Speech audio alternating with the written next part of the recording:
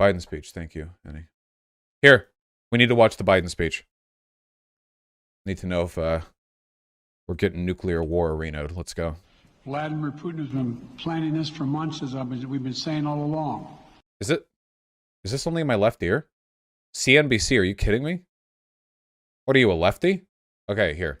All rise for Biden. Sorry to keep you waiting.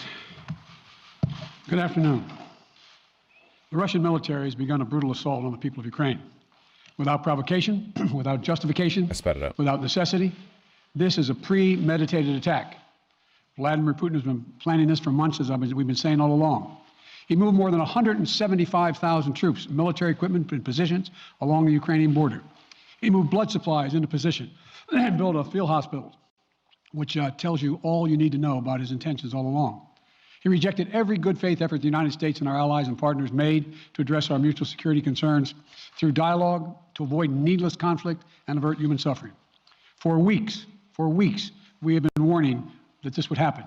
And now it's unfolding. That feel when the extremely educated and foreign policy online left gets dunked on by the U.S. State Department in terms of accurately predicting every element of this invasion. That feel when? Largely as we predicted. In the past week, we've seen shelling increase in the Donbass, a region in eastern Ukraine controlled by Russian-backed separatists. The Russian government has perpetrated cyber attacks against Ukraine. We saw a staged political theater in Moscow, outlandish and baseless claims that Ukraine was about to invade and launch a war against Russia. Yep. That Ukraine was prepared to use chemical weapons. That Ukraine committed a genocide. Without any evidence, we saw a flagrant violation of international law in attempting to unilaterally create two new so-called republics on sovereign Ukrainian territory. And at the very moment that the United Nations Security Council was meeting to stand up for Ukraine's sovereignty, to stave off invasion, Putin declared his war.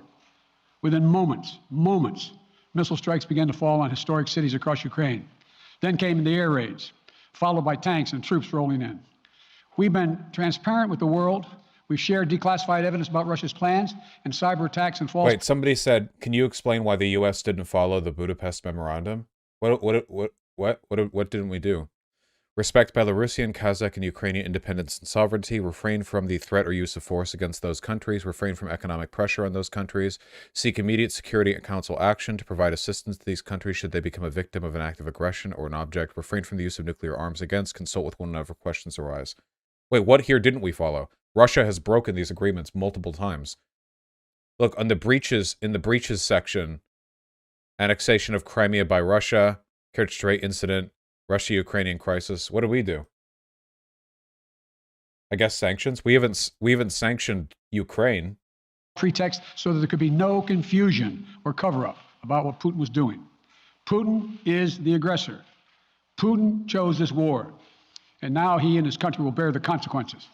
Today, I'm authorizing additional strong sanctions. We're sanctioning Belarus for helping Russia. You're allowed to sanction them after they start a fucking war against another country outlined in the Budapest Memorandum.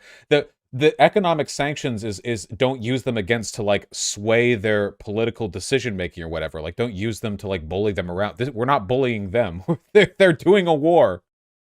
And new limitations on what can be exported to Russia.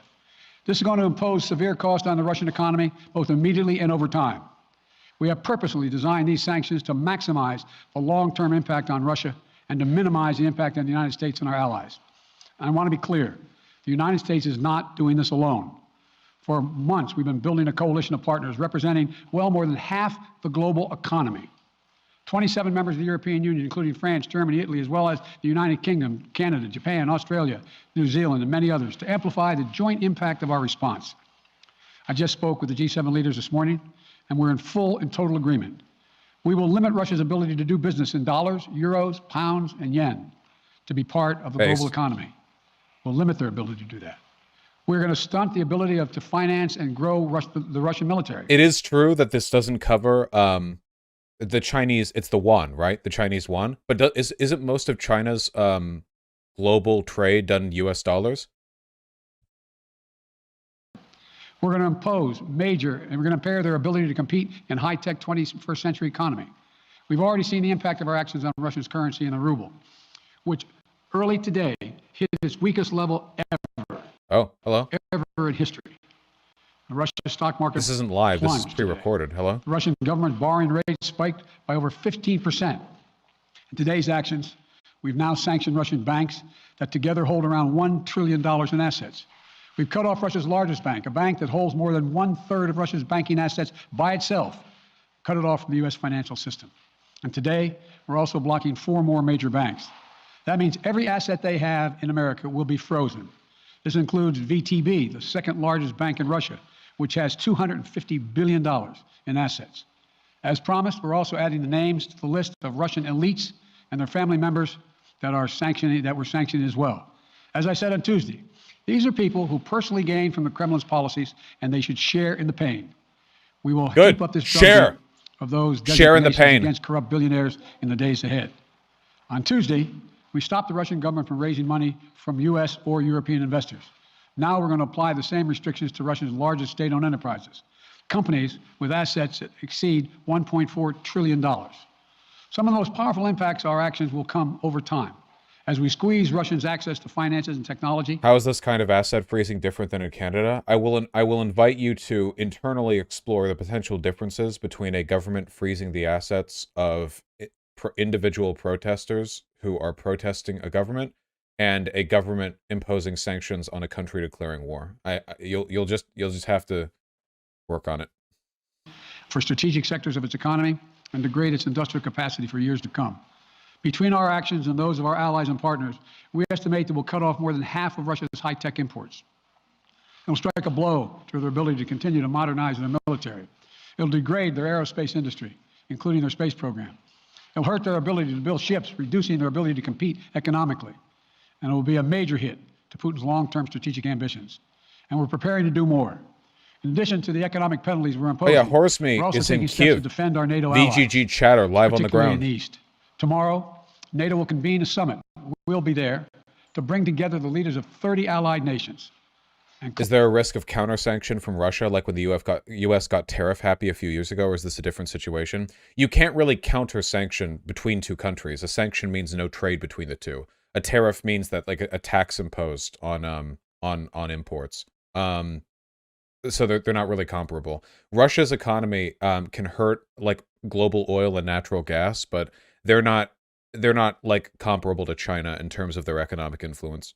Close partners to affirm our solidarity and to map out the next steps we will take to further strengthen all aspects of our NATO alliance. Although we provided over $650 million in defensive assistance to Ukraine just this year, We got lots of links to look over when the speech is done, guys. Our forces are not and will not be engaged in the conflict with Russia in Ukraine. Our forces are not going to Europe to fight in Ukraine, but to defend our NATO allies and reassure those allies in the East. As I made crystal clear, the United States will defend every inch of NATO territory with the full force of American power. And the good news is, NATO is more united and more determined than ever. There is no doubt that the United States and every NATO ally will meet our Article 5 commitments, which says an attack on one is an attack on all. Over the past few weeks, I ordered thousands of additional forces to Germany and Poland as part of our commitment to NATO. On Tuesday, in response to Russia's aggressive action, including its troop presence in Belarus and the Black Sea, I've authorized the deployment of ground and air forces already stationed in Europe to NATO's eastern flank allies, Estonia, Latvia, Lithuania, Poland, and Romania. Our allies have also been stepping up, adding the other allies, the rest of NATO, adding their own forces. Okay, we have too many links. You guys are linking too much shit. If I can't, okay, I have to get through this. Oh God. Okay, hold on.